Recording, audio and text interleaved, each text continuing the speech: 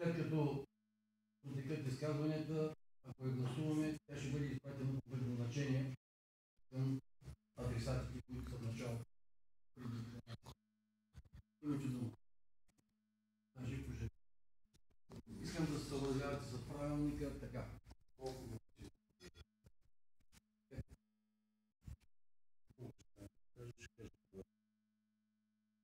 Виждате всички финансирани ред, днес са тук, виждате кои ги няма.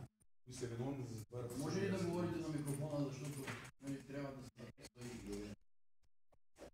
Виждате всички от Свиленград сме тук, са поканени всички журналисти от всички медии, не знам точно, но щом са тук, това е добре за нашия общински съвет, да има прозрачност, да се знае какво се приема и какво не се приема. Виждате хората тук до мен, които са, това са общински съветници от ГЕРБ. И защо ги няма? Защото аз ще да попитам господин Еленков, същата декларация беше направена, когато беше той председател на Общинския съвет при миналия мандат на Общинския съвет. И той се е скрил в бюрото и не отиде до там. Не знам дали го знаете вие това нещо, защото е гласуван от Общинския, това го знам. От всички вас, които има и предишни Общински съвет. Защото там се опита да затвори Софийската житница и премести в Русе, да е по-близо до семейния си дом. Обаче софиянци не са като свиленградчани. Махнаха една ръководел от Свиленград. Не се проверят камионите. Знаете? Знаете ли всички, че в Свиленград от 4-ти клас се пушат цигари, марихуана и хероин и кокаин се раздават по всички баби. Даже аз трябваше да присъства тук и шефа на полицията. Защото много от вас не го знаете кое. Само като ви. Какво правим за местния град? Ще разрешим на някакви хора, защото 2011 канала, март месец с тия 120 км кого беше? Редел, наблюдаващ беше тогава Бидов, отиде в Копа. Копа знаете на кого беше 2011 година? На Иван Петров. Бившият депутат от ГЕРБ. Канал е техен. Та преписка някой да е чул до ден днешно, освен там по вестник където се пише какво е станало. И пак ще обвинява свиленградските метичари. Няма как, бил съм полицай, няма как сам или 5 човека да организират такъв огромен канал. Това са милиони левове. Няма кой да си пусне камиона да бъде хванат и те го хванаха случайно в протестове на Нова Половина. И ние ще позволим, даже аз съм независим, аз от утре почвам да правя подписка в целия Свиленград, ще назнача инициативен комитет за спешни действия да ще блокираме капитал Андреев. Къде е там тук? Има корупция. Къде е там? Къде е там? Просто да го поставят тук от София. Защо не са равни тия хора? И извършват контрол. И каква е корупцията? Намерени 200 или 500 лева в къща. Не ходите къща, защото ще намерят 500 лева.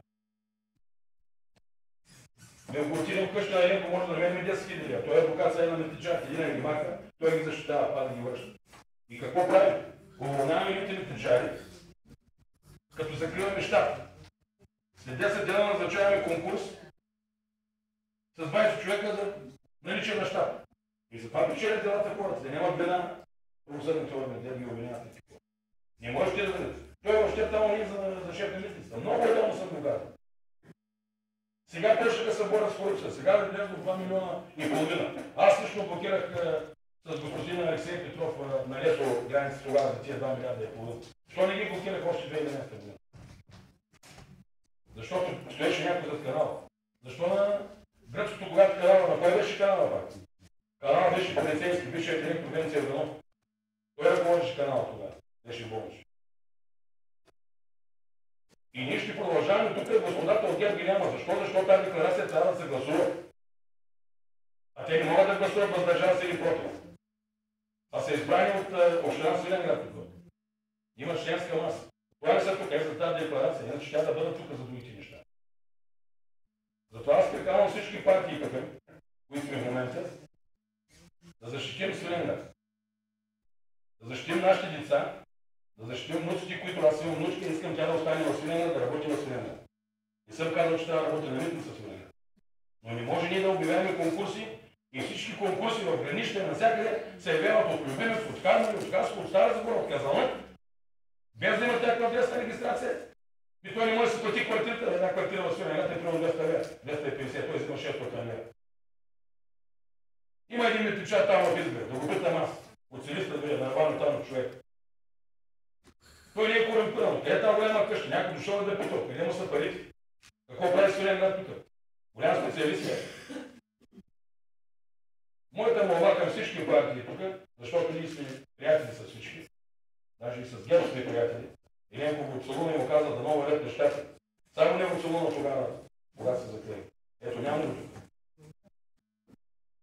Но отдела с стрелата качени в една кола, пътува. Да оправят в хотела горе, който се купа за каза. А не можеше да е тук на сестри. Града е много малко. Всяко нещо се знае. Но хората страха. В хората. Ние трябва да ги убедим, че вече няма страх, разберете. Самите големите партии между тях вече трябва да стават дружени. Защото някакви хора се заделят, крадат се. Защо е винаги всяка една партия, когато дойде на вас, иска да вземе полиция и митници? Някой задава си това въпрос от вас. Защото полицията да барди, кой ще мине през митници. И после за някакви жълти стеки ще хвърли темите чайни. Като взимат, имат си отдел, плащайте ги, наказвайте ги.